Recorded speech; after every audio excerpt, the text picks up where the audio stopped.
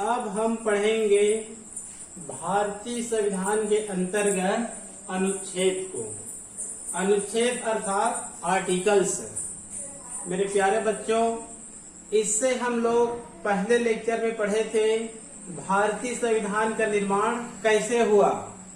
भारतीय संविधान में जो 12 अनुसूची है उसमें कौन कौन से अनुसूची किस किस के अंतर्गत है उसका हम लोग अध्ययन किए थे। अब हम लोग विशेष रूप से अध्ययन करेंगे आर्टिकल्स का, अनुच्छेद का।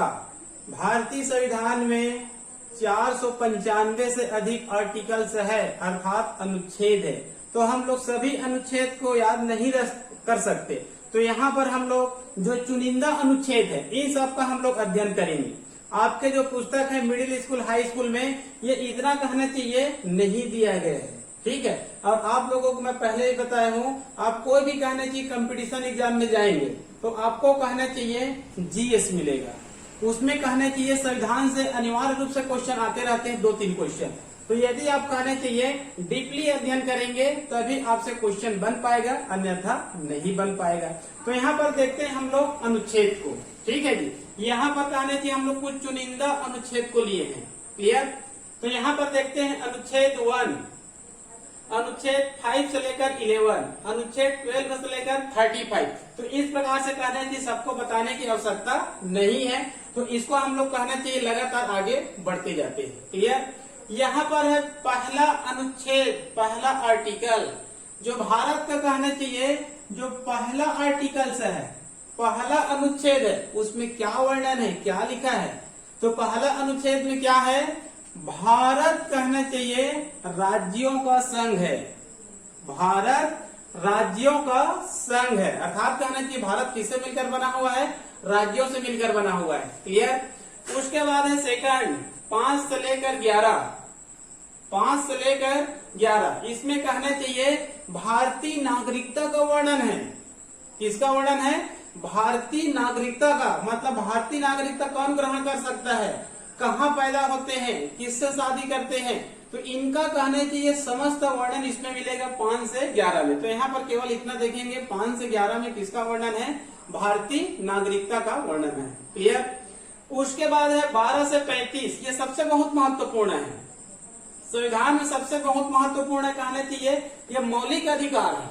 ये मौलिक अधिकार कहना चाहिए अनुच्छेद 12 से 35 के बीच में है, 12 से 35 के बीच में है। आप लोगों को पता होगा हमारे संविधान में जो मौलिक अधिकारों की संख्या है पहले 7 थी। कितने थी, 7। वर्तमान में कितना हो गया है, 6 हो गया है। क्योंकि कहने की जो संपत्ति का अधिकार था उसको मौलिक अधिकार से हटाकर 300 क में ले गया है, अर्थात उनको कहने की एक कानूनी अधिकार बना दिया गया है। तो भारतीय संविधान में वर्तमान में 6 मौलिक अधिकार दिया गया। इन 6 मौलिक अधिकारों के नाम को आप लोग याद रख लेंगे क्योंकि इसको भी कई बार पूछा जाता है, क्लियर। इसमें से अधिकांश कहने चाहिए स नाम से कहने चाहिए प्रारंभ होता है, इसको भी याद रख लेंगे। पहला देखते हैं समानता का अधिकार, स्वतंत्रता का अधिकार, शोषण के विरुद्ध अधिकार, धार्मिक स्वतंत्रता का अधिकार, शिक्षा और संस्कृति का अधिकार और संवैधानिक उपचारों का अधिकार, क्लियर। समानता का अधिकार, स्वतंत्रता का अधिकार, शोषण के विरुद्ध अधिकार, धार्मिक स्वतंत्रता का अधिकार, शिक्षा एवं संस्कृति का अधिकार और संवैधानिक उपचारों का अधिकार, क्लियर। इसको हम लोग देखते हैं यहाँ पर अनुच्छेद में, क्लियर। 12 से 35 इसमें याद रखेंगे। 14 में कहना चाहिए समानता का अधिकार, ठीक है।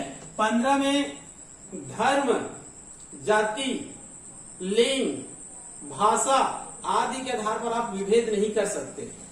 धर्म के आधार पर, जाति के आधार पर, गर्ल्स बॉयज के आधार पर, और कहना चाहिए कोई बड़े शहरों में रहते हैं, कोई छोटे शहरों में रहते हैं, तो बड़े शहर वाले छोटे गांव वाले से कहना चाहिए भिन्नता नहीं दर्शा सकता। अर्थात धर्म के आधार पर, जाति के आधार पर, लिंग के आधार पर, स्थानीयता के आधार पर विभेद नहीं कर सकते। अर्थात भारतीय संविधान में सभी एक समान है, चाहे कोई भी धर्म का हो, कोई भी जाति का हो, कोई भी लिंग हो, ठीक है जी। ये सब चाहे आप कोई भी भाषा बोलते हो, कोई भी बोली बोलते हो, सब कहना चाहिए एक समान है।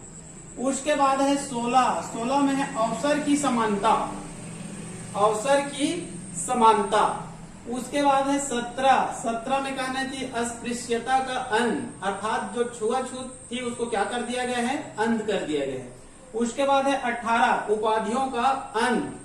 क्लियर, मतलब कहना चाहिए कोई व्यक्ति उपाधि ग्रहण किया हुआ है, यदि वह व्यक्ति कहना चाहिए उपाधि तो प्राप्त कर लिया है, लेकिन भविष्य में यदि किसी प्रकार का कहना चाहिए देशद्रोह का कार्य करता है तो भारत सरकार उसके उपाधियों को क्या कर सकता है, अंत कर सकता है, छीन सकता है। उसके बाद है 19 में कहना चाहिए स्वतंत्रता का अधिकार है, प्रेस की स्वतंत्रता है, सूचना का अधिकार है। सूचना का अधिकार पहले संविधान में नहीं था, इनको कहना चाहिए 2005 में संविधान में संशोधन द्वारा ऐड किया गया। सूचना का अधिकार, स्वतंत्रता का अधिकार, प्रेस समाचार पत्रों को भी कहना चाहिए लिखने का अधिकार है। उसके बाद 21, ये बहुत ही महत्वपूर्ण है, प्राण व दैहिक स्वतंत्रता का अधिकार, मतलब अपनी प्राण और दैहिक स्वतंत्रता बचाने का आपको अधिकार दिया गया है संविधान। ये कहना चाहिए आपातकाल के समय भी आपको मिलेगा। भारत में कभी कभार कहना चाहिए अभी तक केवल 3 बार राष्ट्रीय आपातकाल लगा है 352 अनुच्छेद के तहत, तो उस समय आपको ये कहना चाहिए अधिकार मिलता रहेगा, अन्य क्या हो सकता है, विलुप्त हो सकता है। आगे है 21 का, जिसमें क्या लगता है आप समझ जाइए, संविधान संशोधन द्वारा इसको ऐड किया गया है। 21 का RTE मतलब कहना चाहिए राइट टू एजुकेशन, ये है RTI राइट टू इंफॉर्मेशन, सूचना का अधिकार, और ये क्या है, राइट टू एजुकेशन, शिक्षा का अधिकार। ये कहना चाहिए 2002 साल में कहना चाहिए 86 संविधान संशोधन द्वारा लाया गया, 2002 में हुआ था, लेकिन कहना चाहिए शिक्षा का अधिकार अधिनियम 2009 में लाया गया। 2002 है लेकिन अधिनियम कब लाया गया, शिक्षा का अधिकार अधिनियम 2009 और लागू हुआ था अप्रैल 2010 में। क्लियर। 22 में कहना चाहिए, ये भी बहुत महत्वपूर्ण है, ये गिरफ्तारी के दौरान ये काम आता है। अनुच्छेद जो 22 है, कोई भी कहना चाहिए बिना कारणवश यदि कोई पुलिस आपको कहना चाहिए हिरासत में लेता है, वैसे तो बिना कारण कहना चाहिए हिरासत में नहीं लिया जा सकता, ठीक है, ये काला कानून नहीं है, लेकिन मान लो कहना चाहिए पुलिस को किसी के ऊपर शक है किसी भी केस में, तो पुलिस क्या कर सकता है, मान लो हिरासत में ले सकता है आपको, तो आपको कहना चाहिए हिरासत में लेने के बाद 24 घंटे के अंदर, जिसमें आना जाने का समय अलग है, आने और जाने के समय अलग है, अर्थात 24 घंटे के अंदर आपको कहना चाहिए किसी भी जो न्यायिक दंडाधिकारी होते हैं उनके समक्ष क्या करेंगे, प्रस्तुत करेंगे। न्यायिक दंडाधिकारी मतलब तहसीलदार हो सकते हैं, SDM हो सकते हैं, नायब तहसीलदार हो सकते हैं, ये सब कहना चाहिए न्यायिक दंडाधिकारी होते हैं, उनके समक्ष कहना चाहिए पुलिस आपको प्रस्तुत करेगा, अर्थात 24 घंटे के अंदर। क्लियर। आपको मनपसंद वकील से कहना चाहिए बात करने का, विचार करने का कहना चाहिए, इसमें समय भी दिया जाएगा। उसके बाद है 25 से 28, ये धार्मिक स्वतंत्रता का अधिकार है। 25 से 28 धार्मिक स्वतंत्रता का अधिकार। धार्मिक स्वतंत्रता का अधिकार का इसका अर्थ यह होता है कि आप कहना चाहिए अपनी मनपसंद धर्म को ग्रहण कर सकते हैं बिना दबाव पूर्वक नहीं। यदि मान लो कहना चाहिए किसी एक धर्म को मान रहे हैं, लेकिन कहना चाहिए एक उदाहरण देता हूँ, यदि आप उस धर्म को अपनाना नहीं चाहते हैं, आप किसी दूसरे धर्म को अपनाना चाहते हैं, तो आप स्वतंत्र हैं। लेकिन कोई व्यक्ति यदि दबाव पूर्वक आपको धर्म चेंज करवाना चाहता है, आप मान लो कहना चाहिए हिंदू हैं, ठीक है, यदि कोई व्यक्ति कहना चाहिए आपको प्रलोभन देकर, पैसा देकर धर्म चेंज करने को कहते हैं और आपको ये पसंद नहीं है, तो आप उस व्यक्ति के खिलाफ कहना चाहिए कानूनी कार्रवाई करवा सकते हैं पुलिस थाने में जाकर। क्लियर। मतलब आप स्वतंत्र हैं, आप चाहे तो बदल सकते हैं, चाहे तो नहीं बदल सकते हैं, लेकिन दबाव पूर्वक नहीं। उसके बाद है 29 से 29, इसमें कहना चाहिए जो माइनॉरिटी होते हैं, अल्पसंख्यक होते हैं, भारत में कहना चाहिए जो हिंदू धर्म मानने वाले हैं वो अल्पसंख्यक नहीं है। हर देश में कहना चाहिए अल्पसंख्यक होते हैं, माइनॉरिटी होते हैं। हमारे देश में हिंदू धर्म को छोड़कर, क्योंकि हमारे देश में 85% कहने की, कुछ राज्यों में तो 90% हिंदू धर्म मानने वाले लोग हैं। उसके बाद कहना चाहिए जो मुसलमान होते हैं, क्रिश्चियन होते हैं, बौद्ध होते हैं, जैन होते हैं, यहूदी होते हैं, सिख होते हैं, ये सब कहना चाहिए क्या मान सकते हैं, इसको अल्पसंख्यक वर्ग मान सकते हैं। क्लियर।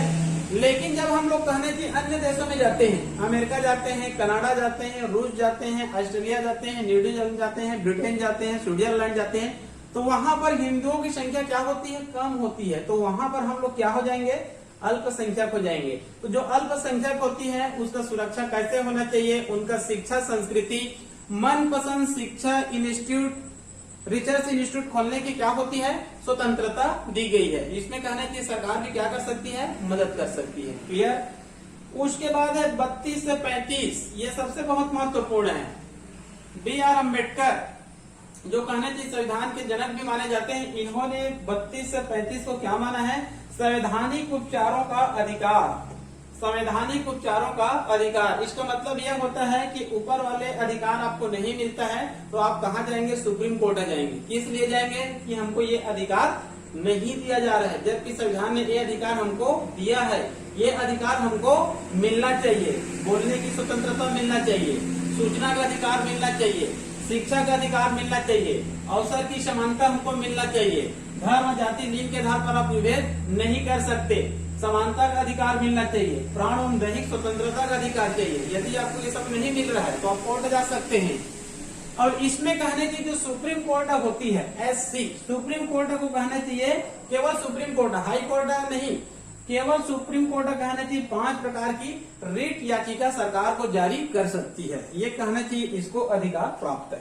क्लियर। तो ये कहना चाहिए 12 से 35 क्या है, ये मौलिक अधिकार है। इनकी संख्या कितनी है, 6 है।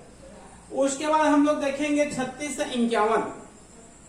ये जो 36 से 51 को राज्य के नीति निर्देशक तत्व कहते हैं, राज्य के नीति निर्देशक तत्व। ठीक है, इसको कहना चाहिए आयरलैंड के संविधान से लिया गया है, राज्य के नीति निर्देशक तत्व। ये ऐसे इसके अंतर्गत आते हैं 36 से 51 तक जिसको कोर्ट द्वारा लागू नहीं कराया जा सकता, जिसको कोर्ट के द्वारा लागू नहीं कराया जा सकता है, और इनको कोर्ट के द्वारा लागू कराया जा सकता है। क्लियर। तो इसके अंतर्गत कुछ अनुच्छेद देखते हैं, जैसे कि 39 का को आप लोग ए भी बोल सकते हैं इंग्लिश में, 39A, और जिसमें ए लगा या क लगा या फिर क ख ग घ अंग जो भी लगा, ABCD जो भी लगा, आप लोग समझ जाएंगे इनको संविधान संशोधन द्वारा इसमें ऐड किया गया है, पहले मूल संविधान में नहीं था। क्लियर। तो यहाँ पर देखते हैं 39 का, ये होता है समान काम समान वेतन। समान काम के लिए समान वेतन, अर्थात कहना चाहिए एक ही कार्य है, एक ही सर्विस है। मान लो उस सर्विस में, उस कार्य में मेल भी कार्य करते हैं, फीमेल भी कार्य करते हैं, तो मेल का ज्यादा नहीं होगा, फीमेल का कम नहीं होगा, अर्थात दोनों का वेतन क्या रहेगा, बराबर रहेगा। दोनों को 50,000 तो 50,000 दोनों को। उसके बाद कहना चाहिए अनुच्छेद 40। अनुच्छेद 40 में मूल संविधान में ग्राम पंचायत का वर्णन था। किसका वर्णन था, ग्राम पंचायत का। लेकिन ये किसमें था, राज्य के नीति निर्देशक तत्व में था, जिसको कोर्ट द्वारा लागू नहीं किया जा सकता है। अतः इसमें संविधान संशोधन करते हुए 73वें और 74वें संविधान संशोधन करते हुए इसको 243 के अंतर्गत रखा गया है, 243 के अंतर्गत रखा गया है। और 243 के अंतर्गत ही कहना चाहिए पंचायती राज अधिनियम है, अर्थात ग्राम पंचायत, जनपद पंचायत, जिला पंचायत। क्लियर। उसके बाद कहना चाहिए भी बहुत महत्वपूर्ण है 44, इसको कहना चाहिए कॉमन सिविल कोड कहेंगे, कॉमन सिविल कोड, समान नागरिक संहिता। ये अभी लागू नहीं हुआ है, ये अभी लागू नहीं हुआ है, ये राज्य के नीति निर्देशक तत्व में है। क्लियर। ये कहना चाहिए मोदी सरकार के ऊपर अभी एक दबाव है कि इसको वो लागू करे। बीच में कहना चाहिए हाई कोर्ट अभी कहा है, दिल्ली हाई कोर्ट ने कुछ दिन पहले कहा है कि सरकार को कहना चाहिए अब क्या लागू कर देना चाहिए, कॉमन सिविल कोड, समान नागरिक संहिता लागू कर देना चाहिए। अर्थात इसके अंतर्गत देश के सभी लोगों के लिए एक समान कानून होना चाहिए। क्या होना चाहिए, एक समान कानून। अभी हम लोग वर्तमान में देखते हैं हिंदू धर्म में अलग कानून, मुस्लिम धर्म में अलग कानून, क्रिश्चियन में अलग कानून, बौद्ध धर्म में अलग कानून, सभी धर्मों में कहना चाहिए अलग अलग कानून है, जिससे कहना चाहिए जजों को निर्णय देने में क्या होता है, दिक्कत होता है। क्लियर। यदि ये लागू हो जाता है कॉमन सिविल कोड, समान नागरिक संहिता, तो भारत 140 करोड़ के लिए एक ही कानून बन जाएगा। क्लियर। उसके बाद है 48, इसके अंतर्गत कहना चाहिए एग्रीकल्चर और एनिमल हस्बेंड्री है, कृषि और पशुपालन, अर्थात ये किसानों के लिए है। किसके लिए है ये, एग्रीकल्चर एंड एनिमल हस्बेंड्री, पशुपालन और कृषि। 49, इसमें जो राष्ट्रीय महत्व के जो स्मारक होते हैं, राष्ट्रीय महत्व के जो स्मारक होते हैं बड़े बड़े, आप लोग देखे होंगे, कोणार्क गए होंगे, वहां पर कहना चाहिए सूर्य मंदिर है।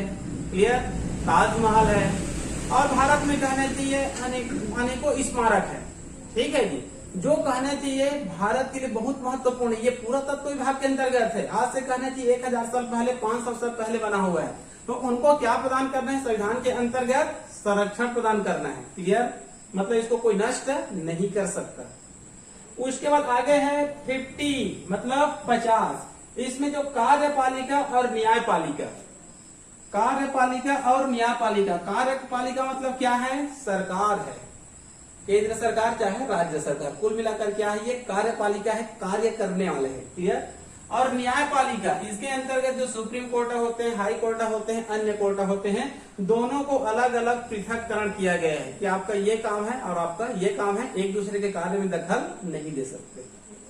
उसके बाद है 51, इसके अंतर्गत अंतर्राष्ट्रीय शांति, अर्थात कहना चाहिए विश्व में क्या बनाकर रखना है? शांति। उसके बाद है 51A या क लगा, ए लगा, मतलब बाद में इसको संविधान संशोधन द्वारा ऐड किया गया है। क्लियर? तो ये हो गया 51 का। इसके अंतर्गत मौलिक कर्तव्य है। हमारे संविधान में पहले मौलिक कर्तव्य नहीं था। उसके बाद अभी वर्तमान में कहना चाहिए मौलिक कर्तव्य कितनी है? 11 है। ठीक है? मौलिक कर्तव्य और मौलिक अधिकारों में अंतर होता है। ठीक है? सरकार आपको मौलिक कर्तव्य करने के लिए कहेगा। आप जैसे कि भारत देश के निवासी हैं, आप बोलेंगे नहीं हमको अधिकार ही चाहिए। क्या चाहिए? अधिकार ही चाहिए। तो भारत सरकार क्या कहेगा? पहले आपको 11 मौलिक कर्तव्य दिया गया है देश के लिए, उसको आप करिए, उसके बाद आप ये स्वतः पा जाएंगे। तो कहना चाहिए हम लोग क्या करते हैं? मौलिक कर्तव्य को भूल जाते हैं। हमको देश के लिए कुछ कार्य करना है, अखंडता बनाकर रखना है, शासकीय संपत्ति को नुकसान नहीं पहुंचाना है। ठीक है? धर्म जाति के आधार पर विभेद नहीं करना है। इस प्रकार से 11 पॉइंट दिया गया है। इसको आपको पहले पालन करना पड़ेगा, इसके बाद ये स्वतः मिल जाएगा। इसको कहना कि रूस के संविधान से लिया गया है। 1951 में इसको ऐड किया गया है। जब पहला संविधान संशोधन हुआ 1951 में, तो इसी को कहना चाहिए रूस से लिया गया और मौलिक कर्तव्य को ऐड किया गया। पहले 10 मौलिक कर्तव्य थे, एक को बाद में जोड़ा गया है और इनकी संख्या कितना हो गया है? 11 हो गया है। ठीक है? जब कहना चाहिए RDE लाया गया, राइट टू एजुकेशन, तो इसके अंतर्गत कहना चाहिए माता पिता जो पालक है उनको भी कहने चाहिए कर्तव्य दिया गया है कि आप अपने बच्चों को क्या दिलाएं? RTE मतलब अपने बच्चों को क्या दिलाना है? शिक्षा दिलाना है। ये कहना चाहिए 11 में है। क्लियर? उसके बाद कहना चाहिए 52, 61, 72, 85, 87, ये सब कहना चाहिए राष्ट्रपति से संबंधित है। भारत में कहना चाहिए एक राष्ट्रपति रहेगा। भारत में कहना चाहिए एक राष्ट्रपति रहेगा। किसके अंतर्गत? 52 के तहत। क्लियर? 61 के तहत, 61 के तहत राष्ट्रपति पर महाअभियोग लगाया जाता है। ये महाअभियोग शब्द एक ऐसा शब्द है जिसको अमेरिका के संविधान से लिया गया है। कहाँ के संविधान से लिया गया है? अमेरिका के संविधान से। ये महाअभियोग क्या है? महाअभियोग का मतलब यह है, मान लो कहना चाहिए महाअभियोग अधिकांश देशों के संविधान में है। मान लो कहना चाहिए किसी देश का राष्ट्रपति है, किसी देश का राष्ट्रपति हो, राष्ट्रपति तो बन गया, ठीक है, लेकिन वो व्यक्ति कहने की बाद में अच्छा कार्य नहीं करता है, भ्रष्टाचार में लिप्त हो गया या फिर संविधान के अनुरूप कार्य नहीं करता, तो क्या उसको 5 साल से पहले नहीं हटाया जा सकता है? क्या जरूर हटाया जा सकता है। तो कौन सी विधि से हटाया जा सकता है? महाअभियोग। कौन सी पद्धति से?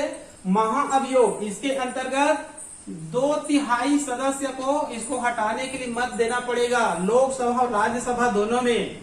हमारे देश में कहने की संसद 2 प्रकार के होते हैं, एक होता है लोकसभा और एक होता है राज्यसभा। तो दोनों सभा में कहना चाहिए जो सरकार जब इनके विपक्ष में अविश्वास प्रस्ताव लाती है तो 2/3 वोट सरकार को लाना पड़ेगा, तभी राष्ट्रपति हट सकते हैं, अन्यथा नहीं हट सकते। महाअभियोग कई के ऊपर लागू होता है, जैसे कि हमारे जो जजेज है, न्यायाधीश है, उनको भी कहने की राष्ट्रपति नियुक्त कर देता है, लेकिन उसको भी केवल किस विधि से हटाया जा सकता है? महाअभियोग विधि से हटाया जा सकता है। क्लियर? आगे है 72। इसके अंतर्गत राष्ट्रपति को पावर दिया गया है कि अपराधियों को क्या प्रदान कर सकता है? वो क्षमादान प्रदान कर सकता है। ठीक है जी। यदि राष्ट्रपति को लगता है कि अमुक व्यक्ति कार्य नहीं किया है, लेकिन कहना चाहिए किन्हीं लोगों ने प्रमाण देकर इनको फंसा दिया गया है और जेल चला गया है, और बाद में वह व्यक्ति यदि कहना चाहिए गुहार लगाता है कि मैं निर्दोष हूं, मैं कार्य नहीं किया हूं, तो यदि राष्ट्रपति को लगता है ये निर्दोष है तो उसको 72 के तहत क्या कर सकता है, क्षमादान प्रदान कर सकता है। क्लियर। उसके बाद है 85 के तहत कहना चाहिए लोकसभा को क्या कर सकता है, भंग कर सकता है राष्ट्रपति। ठीक है लेकिन इसमें केंद्र सरकार ही कहना चाहिए आगे बढ़ाता है, तभी लोकसभा को भंग कर सकता है। ठीक है, अपने अनुसार स्वयं के नियम का पालन करते हुए लोकसभा का भंग नहीं कर सकता।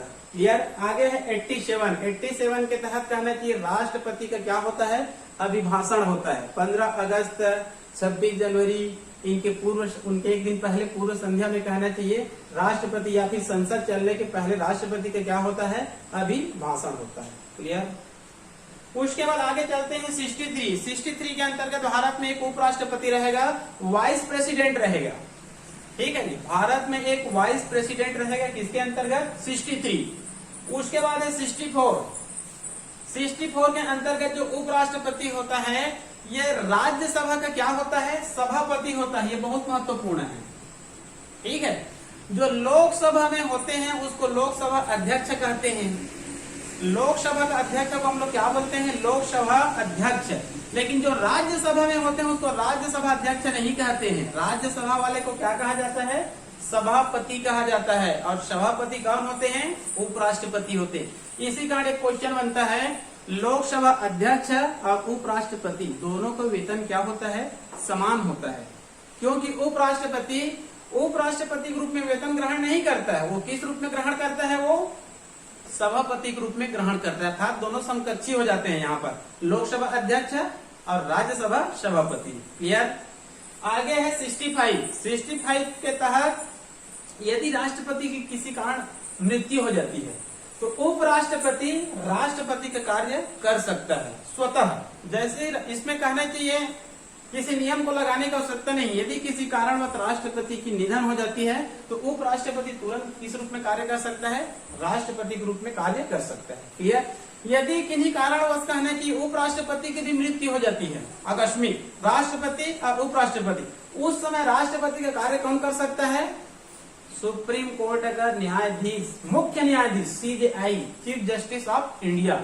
ऐसा एक ही बार हुआ है, मोहम्मद हिदायतुल्लाह जो कहने की CJI थे, उन्होंने कहना कि दोनों के अनुपस्थिति में एक बार कार्यवाहक राष्ट्रपति के रूप में कार्य किए थे। क्लियर।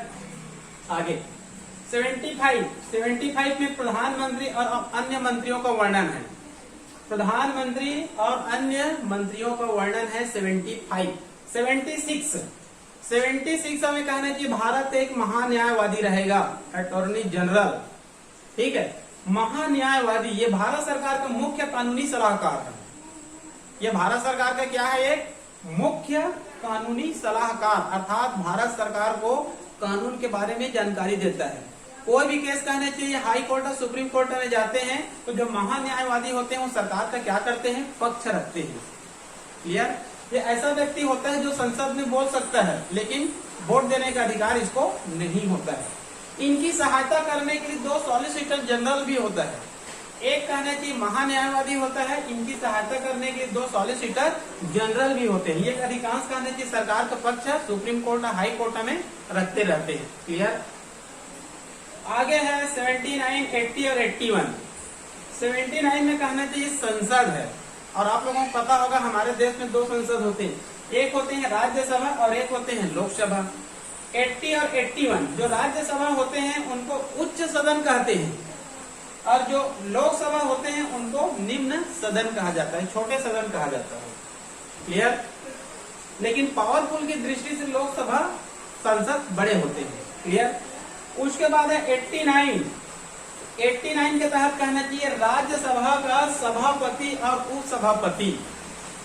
89 के तहत राज्यसभा का जो सभापति होते हैं और उपसभापति का उल्लेख है। राज्यसभा का कहना चाहिए सभापति कौन होते हैं, उपराष्ट्रपति होते हैं। क्लियर। तो 89 में राज्यसभा में जो सभापति होते हैं और उपसभापति होते हैं उसका उल्लेख है। क्लियर।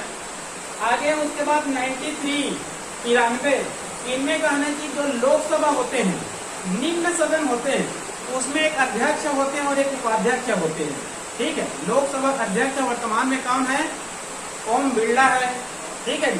तो ये कहना चाहिए लोकसभा के जो अध्यक्ष हैं और उपाध्यक्ष हैं उसका वर्णन किसमें है? 93 में है। क्लियर? तो यहाँ पर हम लोग आज अध्ययन कर रहे हैं विशेष रूप से भारतीय संविधान में जो बहुत महत्वपूर्ण अनुच्छेद है उसका हम लोग अध्ययन कर रहे हैं। तो यहाँ पर कहना चाहिए हम लोग 1 से होते होते कहना चाहिए इस प्रकार से आगे बढ़ते बढ़ते 93 तक पहुंचे। क्लियर? ये बहुत महत्वपूर्ण अनुच्छेद है।